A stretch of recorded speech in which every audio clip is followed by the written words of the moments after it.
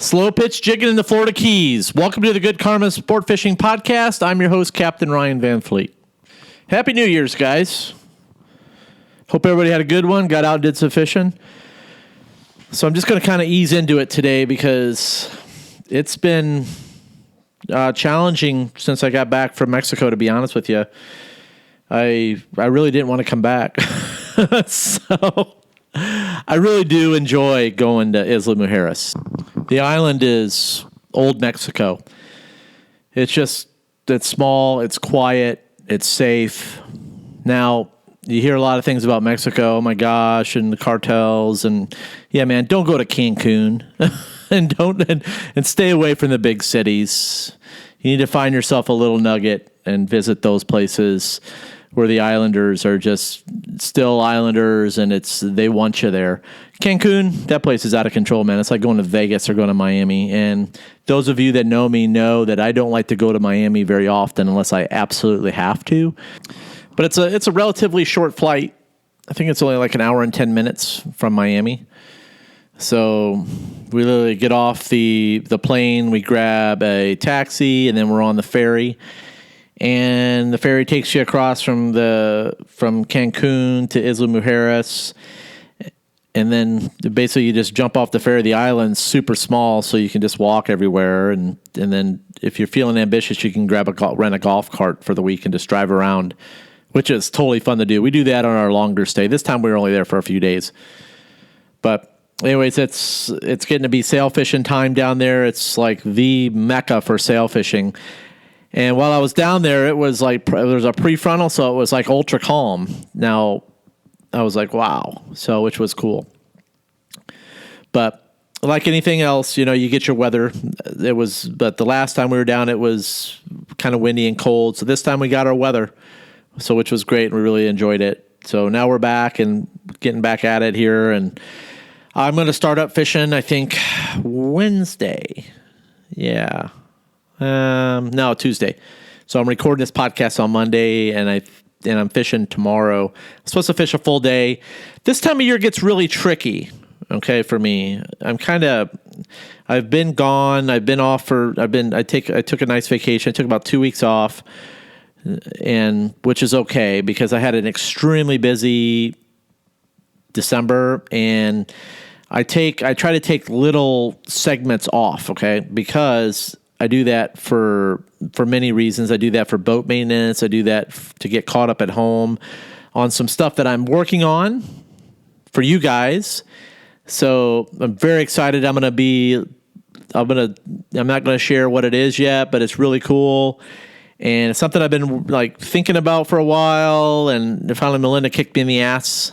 So which she does a lot to get rolling on it. So, but I'm rolling on it. And I think you guys are going to like it. It's going to be different. So we'll just have to wait and see. I'll let you guys know what's up. But it's meant to help you guys on a different level. So I have my coaching program out there right now, and I'm full. I took on 2 students, and I will be reopening that at the end of this.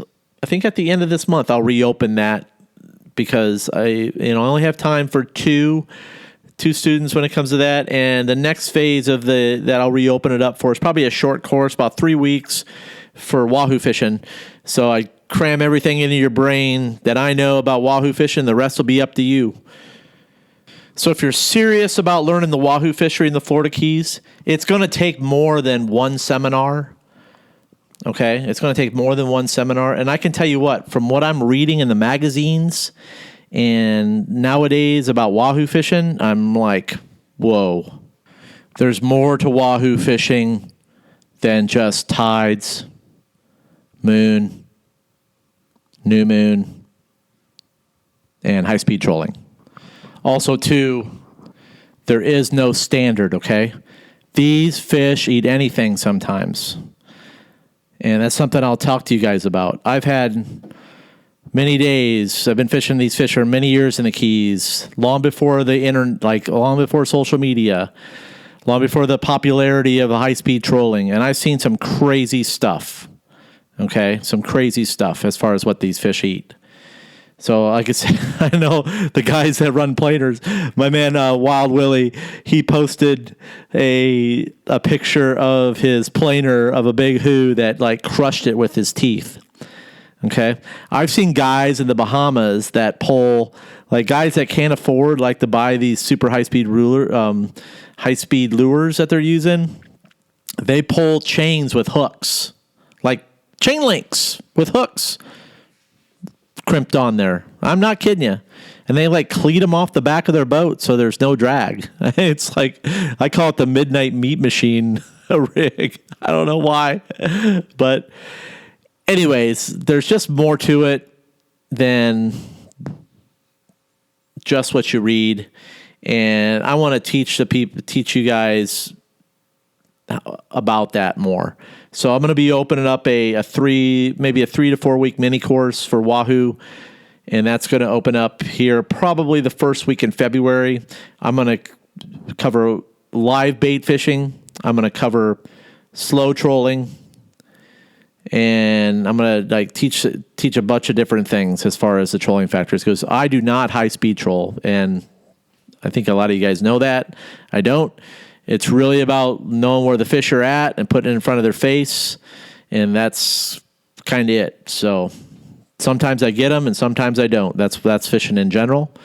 But I want to like teach you guys how to do it. I've got a passion for teaching. I really do. My grandmother Van Fleet, 95 years old, man, 95. And she was a school teacher and she just recently passed here before Christmas.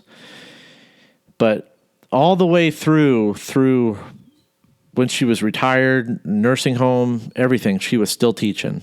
And I think I got a little bit of that in her. And I remember we used to do some fishing together. It was like, she slapped my hand a few times because she was a hardcore lady. I miss her. But anyway, so I've got that passion to teach. And so when I could do, and I'm going to carry that over here into the fishing a little bit more this coming year. And I'm excited about it. So just stay tuned to what I have going on. It's going to be more than just that course, than just the personal coaching. But for the guys that want to get the most out of it, you're going to need to sign up for the 3 to 4 week course. So if February, March, and April are really good times to target Wahoo in the Florida Keys. But with live bait and pulling planers. So anyways, slow pitch jigging. A lot of stuff out there about it. It's hitting the seminar series right now. And I started reading a lot in the magazines about it and why it's so effective and all this other stuff. But there's a few things that are getting left out of those articles. Okay. And slow pitch jigging is slow pitch jigging, okay? It's a slow process. You got to have extreme patience. And what's happened is I've had 2 separate clients that have bought. One client, I know, I think he spent like 6 to 7, almost $8,000 on slow pitch jigging stuff. And I asked him, I go, do you know how to slow pitch jig? He's like, no, but I want to learn. And I was like, well, there's more to it than just buying the gear. And I think that's what I'm seeing in these articles is just a lot of gear push and a lot of lure push. The materials and the rods are extremely expensive because of the demand and, what goes into the rod to make it a slow pitch and all that good stuff. I totally get that. So, but I'm going to talk about rods here towards the end of the podcast, which I think you guys are going to want to tune in for because I got some cool intel for you. But slow pitch jigging in the Keys. Guys, slow pitch jigging in the Keys from a small boat can be extremely challenging. You have to have the perfect day, the perfect current, and you have to have a boat driver that knows how to work the tides and the current. Not to mention, you have to have a captain that has the bottom mapped out. Yes, the bottom mapped out. Okay, what do I mean by a mapped out bottom? That means he has several spots. I'm talking like 20 to 30 spots in one drift line. Okay, Now do the math. If you're going out to go slow pitch jigging in like 300 feet, and you're free jigging, now there's a lot of dead bottom out there, a lot, and I know this because I know it, because I have the bottom mapped in several locations, and I just know that there's areas that are dead, unless somebody's gone out there and dropped something. So the trick is that you have to have a long line of bottom that you know is productive. And what I mean by that, in several different drift lines, that you have several different spots you can hit, like small spots. What I mean by small spots are areas that are like small batches of coral or live bottom, okay? So live bottom, you know when you find live bottom when you snag on the bottom and you pull up green, and like green plant life in 200 some odd feet of water or 300 feet of water. That's when you know you have a live bottom. There's a lot of sponges, small coral rock piles. So it's interesting, but a lot of like big red grouper, they create those spots, okay? And you guys, I don't know if I'll probably post a video of this, but there's several videos out there showing how red groupers create their own like tunnel systems and small spots. So what they do is they dig into the coral and they create these little mounds. So what happens is once they create these mounds, and then it attracts other fish like your mutton snappers and your vermilions and your yellow eye snappers. Now those fish rotate out, so sometimes you'll have all red groupers on the spot, sometimes you'll have all yellow eyes, sometimes it'll be all sorts of weird jacks or porgies. But they'll rotate out through the season, and sometimes you'll hit it lucky where you'll have some giant muttons there. So like I said, the trick is to spend some time out there mapping the bottom and trying to figure out drift lines and all that stuff. Now, if the guys are, it's taken years for me to develop drift patterns, and how I did this was because in my first few years, I did a lot of trolling, because really that's all I knew how to do. I wasn't much of a bottom fisherman in deeper water. But as I was out there trolling, I hit the spots. If you see it's funny when I get guys on my boat and they say, "What's all those spots?" I go, every one of those spots is a mutton or red grouper spot. And they'll be like, "What do you mean?" And I was like, "Yeah, every spot fishes differently every times a year, like certain times a year. That's the truth." So the biggest thing is like when you're out there like doing some slow pitch jigging, you got to have spots. You just don't go out there and you just start jigging, slow pitching, okay? So I see some guys slow pitching the hump. The hump's got some great bottom. That's a great place to slow pitch jig. But the problem is the current rips out there. Sometimes that current's ripping like 3 miles an hour. If you're planning on going out there and slow pitch jigging, by the time you get your jig down, you're going to be past the hump.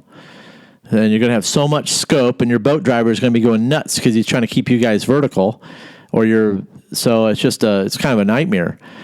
But I want to teach you guys a couple little tricks for the guys that are really serious about this slow pitch jigging game that can really help them if they come on down to the Keys and want to do that. So first I want to talk about areas. Okay, so I think they just opened up Snowy Grouper. Don't quote me on this, but I think that reopened, and BlueLine Tile.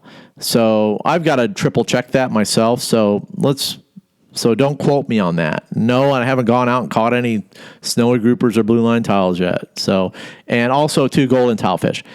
So let's say, for example, you want to target snowy groupers in the Florida Keys on slow pitch jigs. The best place for you guys to start is fishing an area they call the Broken Bottom, okay? In the Keys, that's like if you go like right out in front of Concrete and you come inside of the hump about 450, okay? And you can look on your fishing chart. You'll see how tight it gets, and it's all raggedy there in that area. That whole stretch there is loaded with, there's lots of snowies through there on lots of rock mounds and stuff. So that's a good place for you guys to make really long drifts if you want to slow pitch. And you'll see it when you line up there. Like you'll see as you're making your drifts through, you can make really long drifts through the 450 area, right inside the Island Rada hump down to Key Largo. And just depending on how the current's moving, if the current's moving you more towards the shore, you're going to get shallow quickly. So you just have to be aware of that. And once you get in past, like, I would say, once you get in past like 375, even, I'm sorry, not even that. Once you get into like 400, I usually just pull it and head back out to like 475 to that area, and then drift through the 450 to 425 zones looking for snowies. So it tends to be my hot spot for snowies is 450. Now I don't jig for those because I just don't need to. I mean, we catch big snowies on, big pieces of bonito. So I've done enough vertical jigging, and when you're free jigging like that, it's tough. You got to really like have somebody that's patient and looking to catch us and willing to be all or none. Okay. I've put guys over the spots with the jigs, and they weren't able to hook them up down here, but then we'll come back with a meat and we hook them up. So, but like I'm saying is, you got to have a drift zone, and the 450 line, and like I said, just right out in front of Tavernier down through Key Largo is a really good spot to target snowy groupers on the jig, and you'll pick up a few BlueLine tilefish through there as well. Also, just go to the Islamorada hump. That's a great place to do some slow pitch jigging if the current is right, and you have a guy that's really good on the like I said, on the throttle, that can really work the boat to help keep you ebb with the current, so your jigs work properly. Now, another really good spot if you want to catch the queen snappers is to go to the 409 hump, and the 409 hump, certain times of the year, just a lot of them, okay? A lot of queens, a lot of small ones. And when they're in there spawning and stuff, they're, any fish that's in there spawning is going crazy when they first show up. And you got to kind of time it right, because the guys, there's a lot of guys been fishing down there a long time. They know when those fish, they can know to the day when those fish show up. So typically your full moon is the best time to go down there, like start 7 days right when the moon's starting to peak. And you can catch the nice big, the tunas are a little bit bigger at the 409 hump. And the drifts you can make a little longer down there as well. So there's lots of stuff on the bottom that you can do very well with on the slow pitch. So sometimes those queens, you'll see them, they'll stack up higher in the water column, and that's where the slow pitching can really do some damage. Guys catch the queens down there on the jigs. So that's a really good spot for you guys to try out with the slow pitch, and if you want to break in your new rods and reels, because there's a lot of them. But there's I'm trying to think. Yeah, the 450 line in Key Largo, snowies.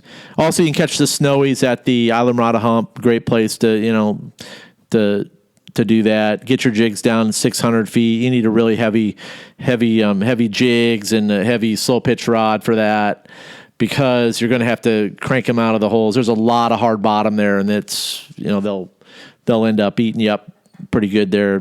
So there's some big BlueLine tiles there as well too that you can hook up. But a little tip for the boat control: if you guys are really serious about it, then you got to slow your roll out there. Okay. Sometimes the guy, he's going to hit it right, and he's going to look like a hero out there because he hits it with the currents awesome, and it's light, no wind, no boats, no fishing pressure.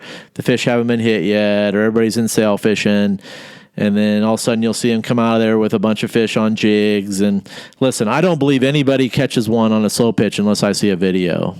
So with a lot of jigs, reason why is that when I was the distributor for Jimmy Jigs USA, I had a lot of guys that planted a lot of jigs in people's mouths, not people's mouths, but they might as well have, but in fish's mouths to look like a hero.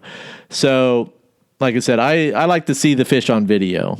If, like, say for example, if I was going to sponsor somebody, then I would have to see the video and make sure it was actually legit. And I know guys were bringing in the fish and then rehooking the fish with a jig, and there was all sorts of weird stuff that was going on with that.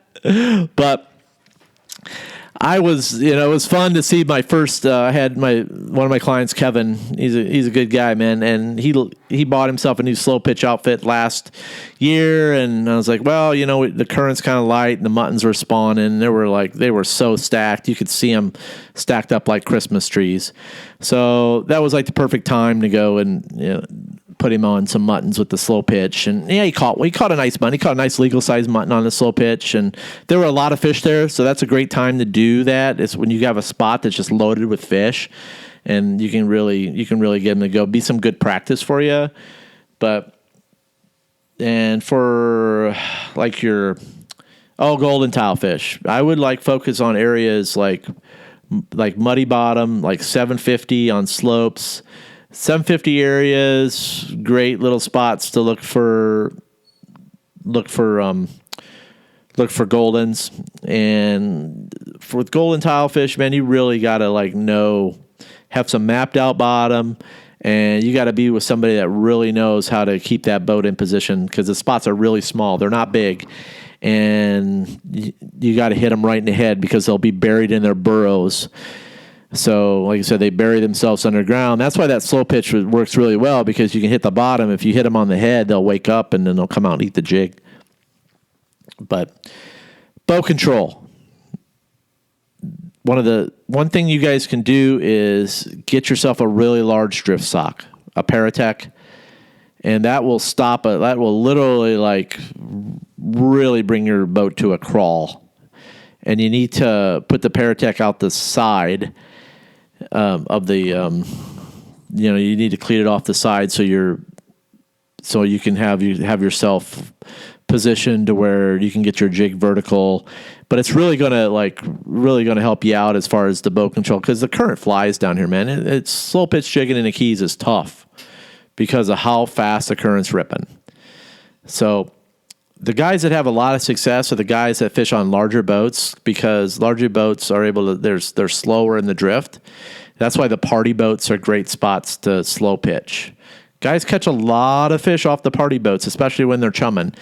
So a chumming brings all those fish to the boat, and you just drop your metal down, slow pitch, and that jig's a little different than the live bait, and they'll whack it. Keys, I don't let anybody drop any sort of metal in shallow water. So no jigging off the sides in 65, 75 to 100 foot. If we're going to jig, we jig out in deeper water while we're free drifting. But that's got to be just right. Otherwise, the guy ends up snagging into the prop or snagging all the lines. So if you're on a bigger boat, it works out good. You can fish. You can have a guy free jig in, and then you can fish a couple rods. But on my center console, it doesn't work very well. So we fish 2 lines out the back. That's it. And sometimes we'll put a chicken rig down, or if you're fishing a really heavy vertical jig, that's cool. But slow pitching while you're trying to drift for muttons with me, that just doesn't work. It's either you're all in on vertical jigging or you're all in on live bait. But drift sock, very important. Big, large Paratech, 12 to 18 foot, man. Big ones. That's going to slow you down. Get on a party boat. Wayne Kahn on the reward fleet. Okay, Wayne Kahn on the reward fleet. He runs an Ironman. Wayne is one hell of a bottom fisherman. He's Captain Wayne. I know my buddy Pedro mates for Wayne, and I follow Wayne on Facebook, and he has some really good guys that do a lot of vertical jigging with him, and he puts a lot of guys on some really great bottom fish with slow pitch jigging. So something to check out with him. And it's like the reward fleet out of Miami. You can just Google it. And then the place where everybody can look like a hero, the dry Tortugas. So, Pulley Ridge. And guys, Pulley Ridge. That's in the middle of nowhere. But not anymore, because all these, with the power of 4-engine center consoles, right where they're going, man. There's a lot of guys going and fishing those areas now, thanks to all the publicity that it's getting. And there's some epic catches that come out of there on the jigs and on that stuff. But I call that the pink sock place, because if they're really biting, those fish will eat pink socks down there.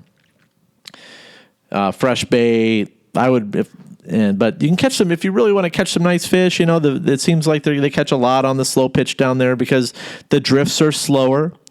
down there, and that's something that really needs to be talked about on these video, like on the TV shows that I'm not seeing, is drifts, when to slow pitch and when not to. Okay, you got to have some backup plans. If you're going out there just to slow pitch and you don't have vertical jigs that are heavy, and you like, it's just, if you don't have bait, you're screwed. So you just have to be ready for anything. But some people don't care. I mean, it is what it is. If you can't slow pitch, you just drive your boat back and go home. So just something to keep in mind. But like I said, if you really want to go get some practice, then go down to the Tortugas and go down and fish off them boats, and you can catch some nice muttons in the middle of the night on slow pitch, and catch them on speed jigs, catch them on pink socks. Just kidding. Melinda coined that term, pink socks, years ago. I think there was years ago, remember everybody called it the polar vortex. And when there was a polar vortex up north, we had this amazing wahoo year where the fish literally ate every day. But I shouldn't say every day, just like they ate every time there was this huge like polar vortex thing that happened up north. And we just had some awesome weather that year, and it just set up for an awesome wahoo fishery. We called it the Great Wahoo Vortex of like 2000 something. I'll have to go back and look and see what year it was, but it was really good. Let's just say it was good.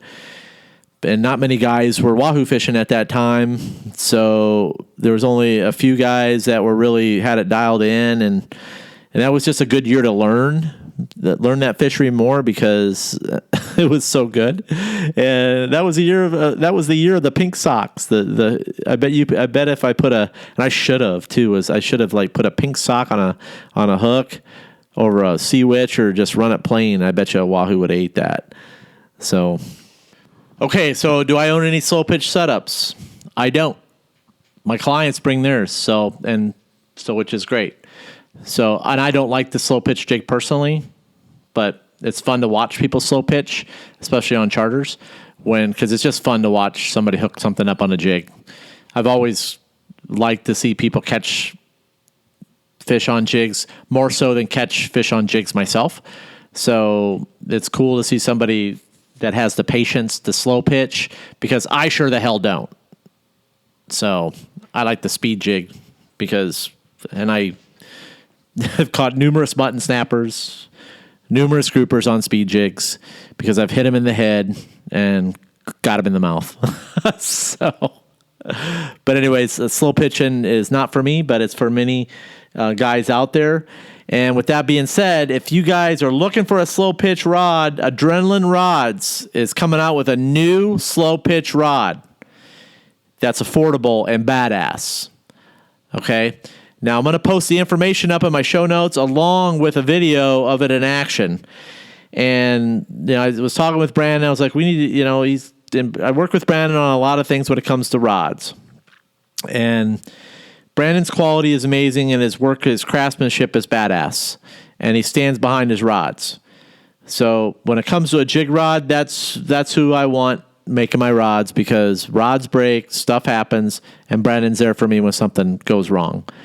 So I highly recommend that if you're looking for a slow pitch rod that's on the affordable side, then, I'm going to have Brandon's information up in the show notes along with prices and specs for these rods. Now, Brandon, if you're listening, you're supposed to have that information to me by Wednesday. So I'm sure you got it. So I'm just kidding, brother. What else? I think that's really all I got today. I'm going to wrap it up. So I'll be, like I said, I'm fishing Tuesday. I'll start reposting some stuff on Instagram. But one thing I just want to reiterate, I really would appreciate if you guys sign up for my newsletter, because I'm going to be sharing some things on my newsletter that I probably won't share on Instagram. So yeah, I would really appreciate it. So, and also too, guys, I really appreciate the emails I've been getting. So thank you guys. It really means a lot, and thank you. That's all I got. Like I said, make sure to visit my website, www.goodkarmasportfishing.com. Follow me on Instagram, Good Karma Sport Fishing _FL_keys. And sign up for that newsletter on my website. And remember, anytime you're fishing, it's all good. Later.